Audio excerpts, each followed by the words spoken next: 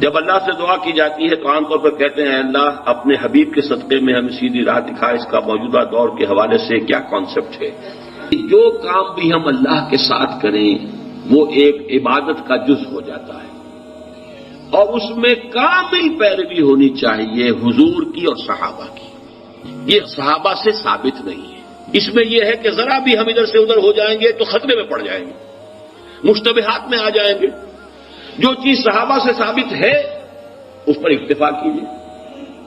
کیا وہ ان پہ کوئی محرومیت تھی کسی شے کی وجہ سے؟ کم رہ گئے کہیں؟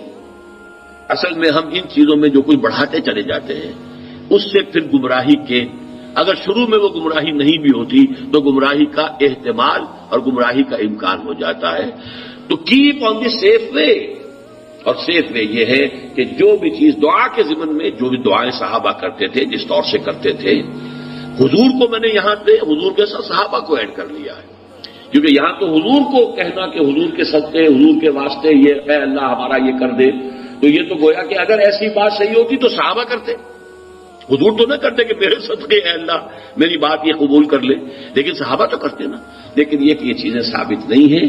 بس یہ دلیل میرے نزدیک اصل ہے. اب آپ اس پر عقلی دلیل لائیں نقلی دلیل لائیں، اس کا کوئی فائدہ نہیں. پہلے اصول طے کروا لیجئے ما انا علیہ واصحابی. دین وہ ہے جو حضور کے طرز عمل سے اور حضور کے صحابہ کے طرز عمل سے ثابت ہو جائے. اس اصول کو جتنا پختہ کر لیں گے پھر اس کے حوالے سے بھائی لاؤ ثبوت لاؤ، بس ٹھیک ہے.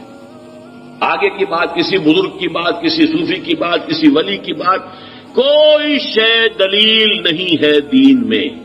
کسی دلیل کسی دینی بات کی مزید وضاحت کے لیے کوئی شے ہو یا سائنس کی بات ہو، اس کا کوئی حدیث سے ثابت ہونا ضروری نہیں ہے. حضور سائنس پڑھانے نہیں آئے تھے.